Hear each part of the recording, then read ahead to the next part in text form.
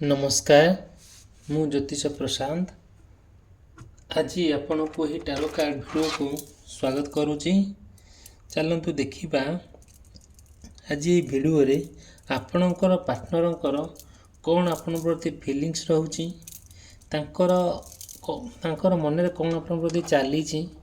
चलतु देखा आज निश्चिंत भाव आपण को मु निश्चिंत भाव कहबी आपणक पार्टनरंकर कौन सबू तांकर फीलिंग्स रोची तांकर मन में कौन चली। आपण को बहुत बार कही आपण मो प्रीवियस वीडियो आपण देखि पारंती आउ तांकर फीलिंग्स कौन आज भी चलू देखा तांकर मन में आपण प्रति कौन चली। निश्चिंत भाव में वीडियो को लाइक करेंगे आउ चैनल को सब्सक्राइब करने को भूलिए ना। आपण को मु निश्चिंत भाव में सपोर्ट करी आपणकर पार्टनर को लेकिन बहुत जिनस मु कहबी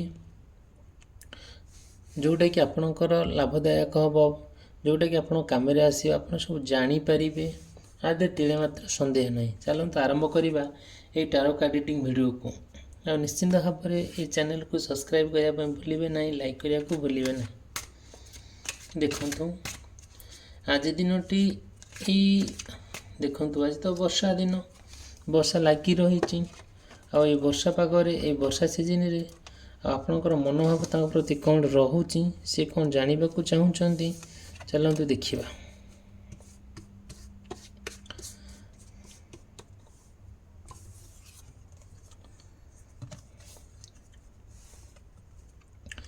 देखु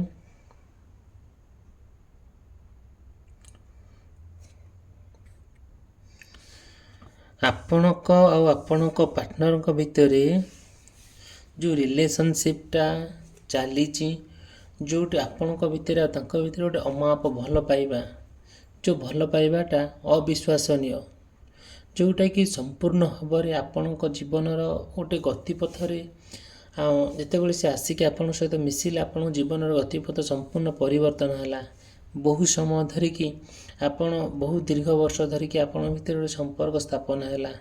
जितेबाला संपर्कटी है आपणकर नुआ नुआ स्वप्न देखिले घर संसार कले जिते घर संसार कर सारापर जिते पिलापिली आपणकर बड़ हो चलिले आपण को सी कौन कले सन्देह करने लगिले मन में बहुत आपन नहीं प्रश्न उठिला से जो प्रश्नटा आपन चिंता करंतु जिते गोटे मनीष आपन को सन्देह करुच्ची जिते आप सन्देह कर रोचंती निश्चिंत भाव में आपण मन अस्थिर रहिबो आउ निश्चिंत भाव में आपण को सम्मान हानि हम निश्चिंत भाव में आपण कौटना कौटी लोक निंदित हे लज्जित हे आपण को परिवार लोक मैंने भल पाइबे ना घृणा भाव आणवे यही सब जिन जो आपण मन में आसूची आउ ये सब परिस्थिति आपड़ देखिपुंट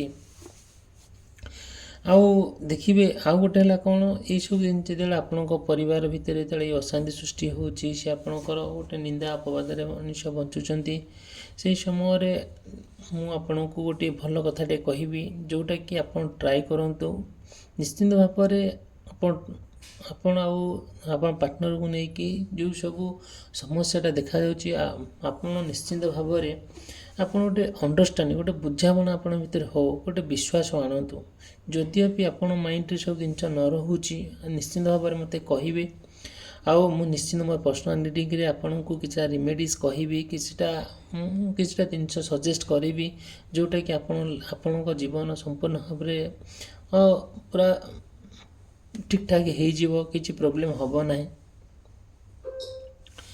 आउ सेकेंड कथा कहूँ कौन जिते बड़े आप गोटे खुशी मुहूर्त आप बीतौले बहु समय धरिकी आपण पार्टनर भितर गोटे भल पाइबा थिला गोटे खुशी थिला गोटे जहाँ आप इच्छा करते सब पूर्ण होता आपड़ सबकि सुविधार थे कीटा मुहूर्त आपणकर परिस्थिति संपूर्ण बदलीगला जिते बड़े परिस्थिति बदलीगला मनोभाव बदलीगला आउर इंटरेस्ट आपण प्रति गोटे चेंजेस आसला आउ ये सब जिन आपण भर देखादेला से गोटे निंदनीय गोटे अपमानजनक कथा से जिनटा को आप ट्राए करेंगे कि गोटे केमिति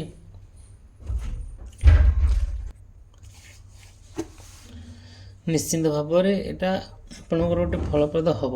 ଦେଖନ୍ତୁ ଚାଲନ୍ତୁ ଦେଖିବା ନେକ୍ସଟ କାର୍ଡ଼ରେ ଆମକୁ ଈଶ୍ୱର କ'ଣ ମେସେଜ୍ ଦେଉଛନ୍ତି, ସେ ଆପଣଙ୍କୁ ନେଇକି କ'ଣ ଭାବୁଛନ୍ତି, ତାଙ୍କ ମନରେ କ'ଣ ଅଛି। ନିଶ୍ଚିନ୍ତ ଭାବରେ ଆପଣ এই ଚ୍ୟାନେଲକୁ ସବସ୍କ୍ରାଇବ୍ କରିବା ପାଇଁ, ଭିଡ଼ିଓକୁ ଲାଇକ୍ କରିବା ପାଇଁ ଭୁଲିବେ ନାହିଁ। ଦେଖନ୍ତୁ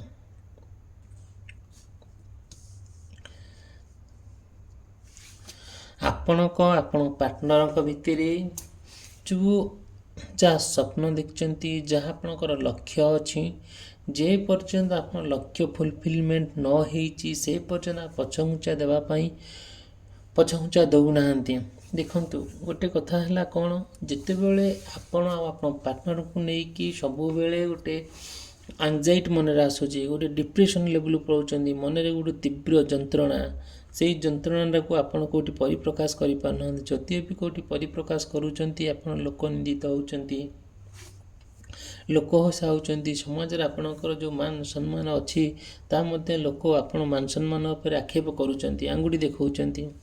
ଯେତେବେଳେ ଆପଣ ଆପଣଙ୍କର ଗୋଟେ ସ୍ୱପ୍ନ ଦେଖୁଛନ୍ତି, ହଁ ମୁଁ ମୋର ପରିବାରକୁ ନେଇକି, ମୋର ଫ୍ୟାମିଲିକୁ ନେଇକି, କି ଆଉ ମୋର ଯାହା ବି ଗୋଟେ ହଉ, ଗୋଟେ ମୁଁ ନେଇକି ତାଙ୍କ ମାଧ୍ୟମରେ ମୁଁ ଚଳିବି, ଯେତେବେଳେ ଏଇ ଯେଉଁ ଜିନିଷଟା ଆସୁଛି ମନରେ, ଆପଣଙ୍କର ଗୋଟିଏ ମନ ସମ୍ପୂର୍ଣ୍ଣ ଭାବରେ ଗୋଟେ ରିଗ୍ରେଟ୍ ଫିଲ୍ କରୁଛନ୍ତି, ମନରେ ଗୋଟେ ଡିପ୍ରେସନ୍ ଲେଭେଲକୁ ଯାଉଛନ୍ତି, ଗୋଟେ ମନରେ ଗୋଟେ ଆଙ୍ଗଜାଇଟି, ଗୋଟେ ତୀବ୍ର ଯନ୍ତ୍ରଣା ସୃଷ୍ଟି ହେଉଛି। ସେଇ ଯନ୍ତ୍ରଣା ନା ଆପଣ ସହିପାରୁଛନ୍ତି ନା ଆପଣଙ୍କୁ କହିପାରୁଛନ୍ତି। କଥାରେ ଅଛି ପରା, ବନ ପଡ଼ିଗଲେ ସଭିଏ ଜାଣନ୍ତି, ମନ ପଡ଼ିଗଲେ କିଏ ବି ଜାଣେ। ଆଉ ଯେତେବେଳେ ଆପଣଙ୍କର ମନ ଖରାପ ହେଇଯାଉଛି, ଆପଣଙ୍କ ସମ୍ପୂର୍ଣ୍ଣ ଭାବରେ ଆପଣ ଗୋଟିଏ ବହୁତ ତୀବ୍ର ଯନ୍ତ୍ରଣା ଅନୁଭବ କରୁଛନ୍ତି। ସେଇ ଯନ୍ତ୍ରଣାଟାକୁ ସହିବା ପାଇଁ ଆପଣଙ୍କ ପାଖରେ ନା ଅଛି ସମୟ, ନା ଅଛି ଶକ୍ତି, ନା ଅଛି ମନର ଭାବନା। ଦେଖନ୍ତୁ ଏଇସବୁ ଜିନିଷ ନିଶ୍ଚିନ୍ତ ଭାବରେ ମୁଁ ଆପଣଙ୍କୁ କହିବି, ଆପଣଙ୍କର ଯାହା ବି ଗୋଟେ ପ୍ରୋବ୍ଲେମ୍ ହେଉଛି ନିଶ୍ଚିନ୍ତ ଭାବରେ ମୁଁ ଆପଣଙ୍କୁ ହେଲ୍ପ କରିବି। ଏଇ ଭଗବାନଙ୍କ ମାଧ୍ୟମରେ, ଏଇ କାର୍ଡ଼ ମାଧ୍ୟମରେ ଆପଣ ମୋତେ ଚାହିଁଲେ କଣ୍ଟାକ୍ଟ କରିପାରିବେ। ଚାହିଁଲେ ବି ଆପଣଙ୍କର ଯାହା ମନରେ ଚାଲିଛି, କ'ଣ ସମସ୍ୟା ହେଉଛି, ମୁଁ ନିଶ୍ଚିନ୍ତ ଆପଣଙ୍କୁ ସଜେଷ୍ଟ କରିପାରିବି। ଚାଲନ୍ତୁ ଦେଖିବା ନେକ୍ସଟ କାର୍ଡ଼ରେ ଆମକୁ ଈଶ୍ୱର କ'ଣ ସବୁ ମେସେଜ୍ ଦେଉଛନ୍ତି।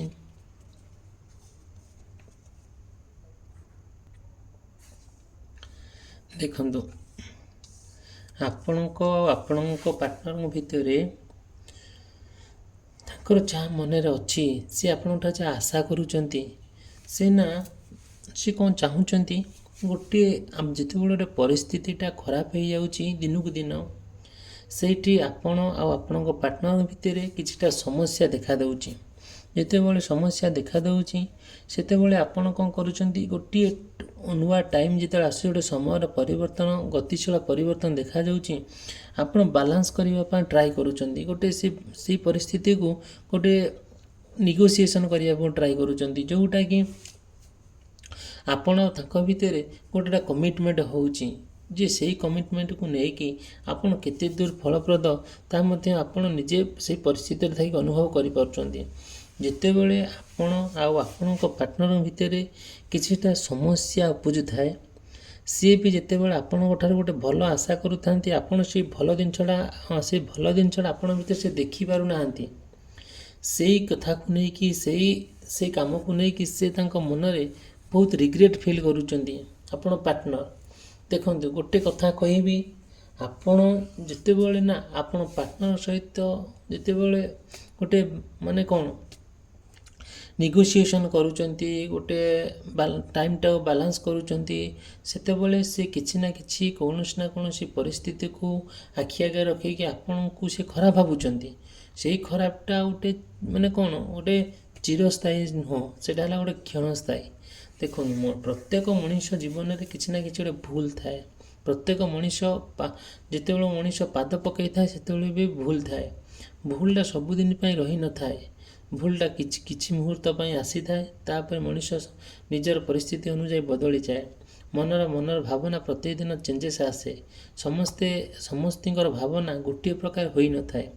ଆଉ ଆଜି ଆମର ଭାବନା ଗୋଟେ ଭଲ ଅଛି, କାଲି ମେ ବି ଖରାପ ହେଇପାରେ, କୌଣସି ପରିସ୍ଥିତିକୁ ଆଖି ଆଗରେ ରଖିକି କି କୌଣସି କଥାକୁ କେନ୍ଦ୍ର କରିକି। ଆଉ ଦେଖନ୍ତୁ ଆପଣଙ୍କର ମନରେ ଯେଉଁ ସେକେଣ୍ଡ ଥଟ୍ ଆସୁଛି, ମୁଁ କେମିତି ମୋ ପାର୍ଟନରକୁ ନେଇକି ଏଇ ସମଗ୍ର ଦୁନିଆରେ ମୁଁ ଚଳିବି, ସାରା ସଂସାର କେମିତି ମୋର ଫୁଲଫିଲମେଣ୍ଟ ହେବ, ମୁଁ ଯାହା ଇଚ୍ଛା କରୁଛି ସେସବୁ ଧୀରେ ଧୀରେ ହେବ, କିଛି ଅସୁବିଧା ନାହିଁ, ହେବ। ଆପଣ ନା ଟ୍ରାଏ କରନ୍ତୁ ଥରେ, ଗୋଟେ ମନରେ ଗୋଟେ ଭଲ ପାଇବା, ଗୋଟେ ବିଶ୍ୱାସ, ଗୋଟେ ବୁଝିବା ଶକ୍ତି ଆଣନ୍ତୁ, ଦେଖି ସବୁ କିଛିର ପରିବର୍ତ୍ତନ ଧୀରେ ଧୀରେ ଖୋଲିଯିବ। ନିଶ୍ଚିନ୍ତ ଭାବରେ ଭିଡ଼ିଓଟିକୁ ଆପଣ ଲାଇକ୍ କରିବେ, ଚ୍ୟାନେଲକୁ ସବସ୍କ୍ରାଇବ୍ କରିବା ପାଇଁ ଭୁଲିବେ ନାହିଁ। ଚାଲନ୍ତୁ ଦେଖିବା ନେକ୍ସଟ କାର୍ଡ଼ରେ ଈଶ୍ୱର ଆମକୁ କ'ଣ ସବୁ ମେସେଜ ଦେଉଛନ୍ତି ଆଉ ତାଙ୍କର ମନରେ କ'ଣ ସବୁ ଚାଲିଛି।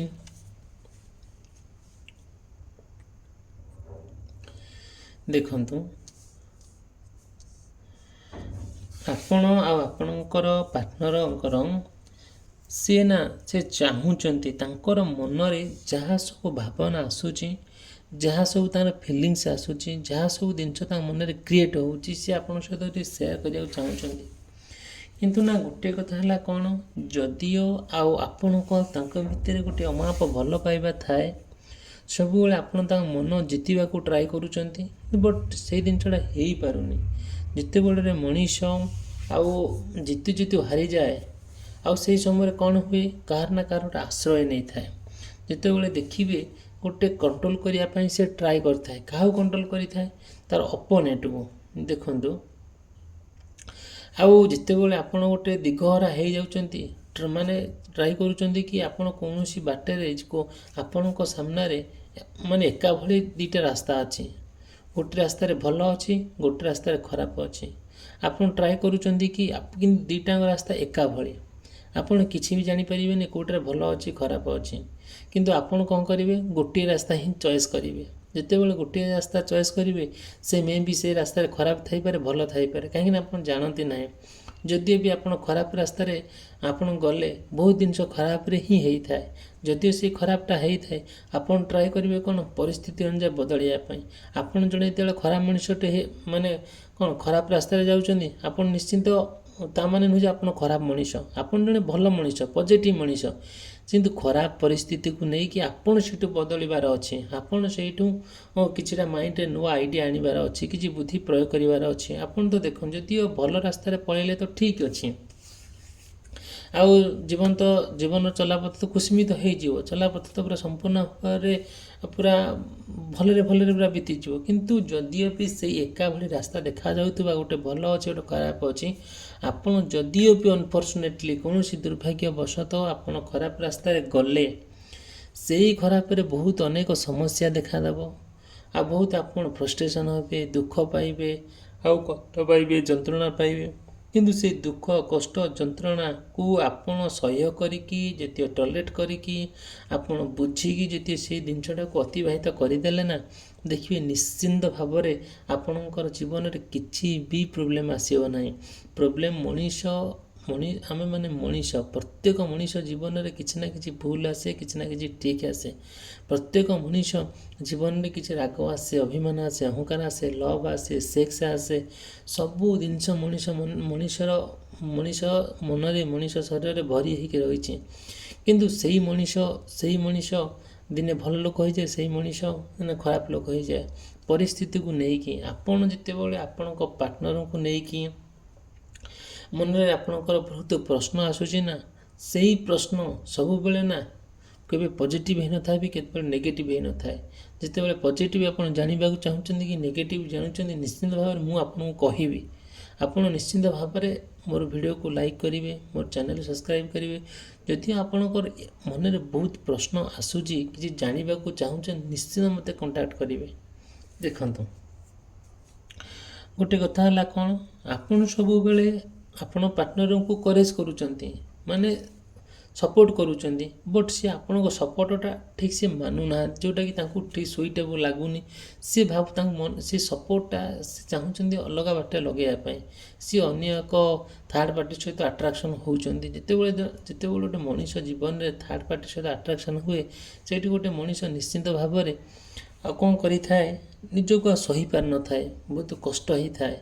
ଯେତେବେଳେ ନିଜର ମଣିଷ ଅନ୍ୟ ଏକ ମଣିଷ ପାଖରେ ଯାଇକି ମୁଣ୍ଡ ନୁଆଉଛି, ସେଇଠି ନିଶ୍ଚିତ ଭାବରେ ଗୋଟେ ମାନ ସମ୍ମାନ ଯାଉଛି, ଗୋଟେ ସବୁକିଛି ହାମ୍ପର ହେଉଛି। ଆପଣ ନିଜେ ଜାଣିପାରୁଥିବେ ପରିସ୍ଥିତିରେ ଥାଇକି। ଚାଲନ୍ତୁ ଦେଖିବା ଆଉ ନେକ୍ସଟ କାର୍ଡ଼ରେ ଆମକୁ ଈଶ୍ୱର କ'ଣ ସବୁ ମେସେଜ ଦେଉଛନ୍ତି ଆପଣ ନିଶ୍ଚିନ୍ତ ଭାବରେ ଏଇ ଚ୍ୟାନେଲକୁ ସବସ୍କ୍ରାଇବ୍ କରିବା ଭୁଲିବେ ନାହିଁ ଆଉ ଭିଡ଼ିଓକୁ ଲାଇକ୍ କରିବା ପାଇଁ ଭୁଲିବେ ନାହିଁ।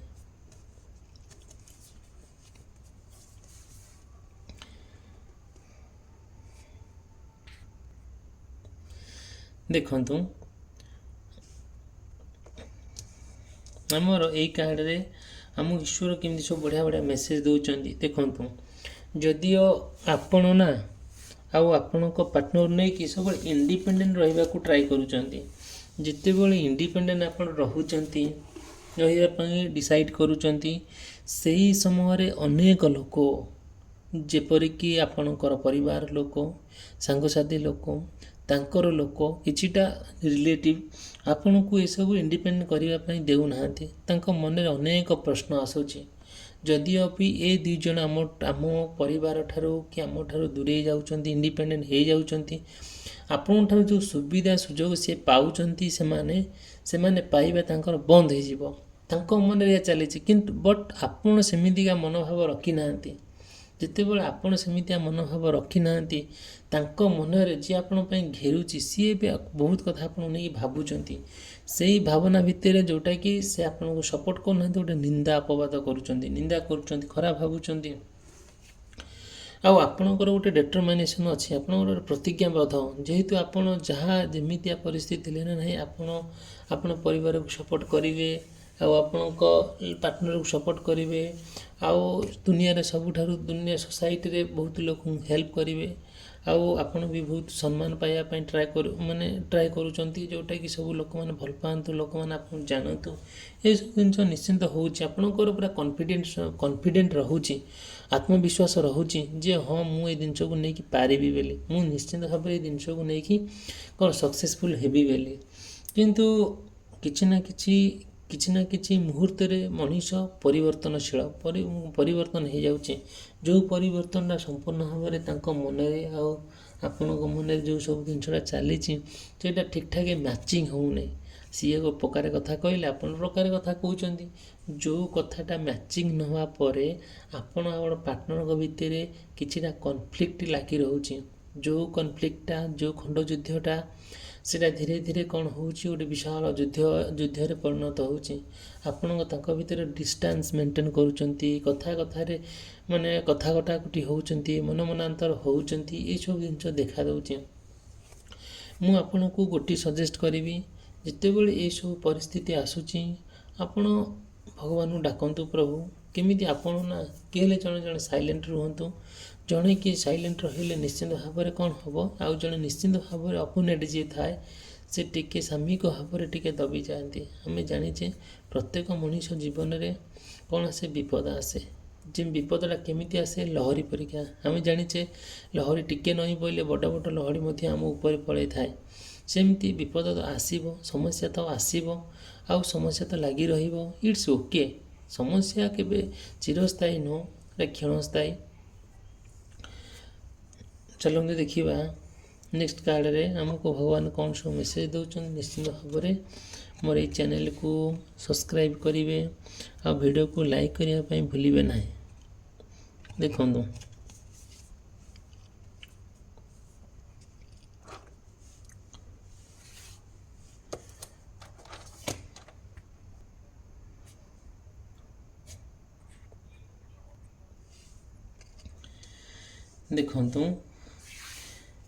ଆଜି ନିଶ୍ଚିନ୍ତ ଭାବରେ ଆପଣ ଆଉ ଆପଣଙ୍କ ପାର୍ଟନରଙ୍କ ଠାରୁ କିଛି ନୂଆ ମେସେଜ ପାଇବେ।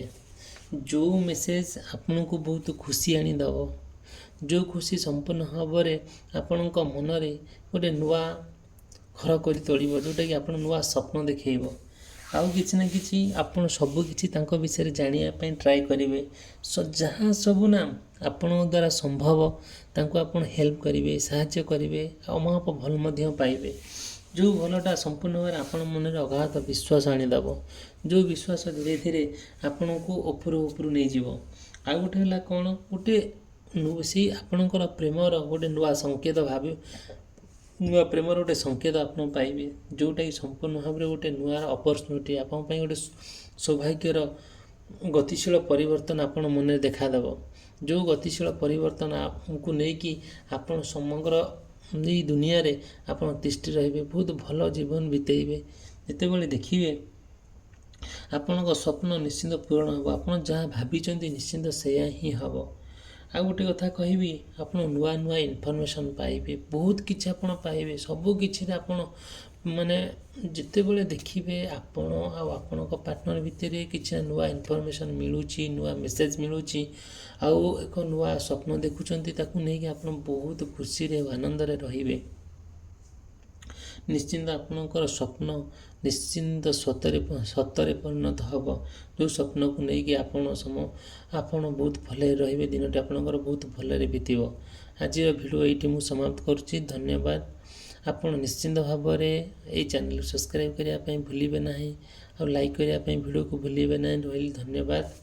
ନେକ୍ସଟ ଭିଡ଼ିଓରେ ଦେଖା ହେବ।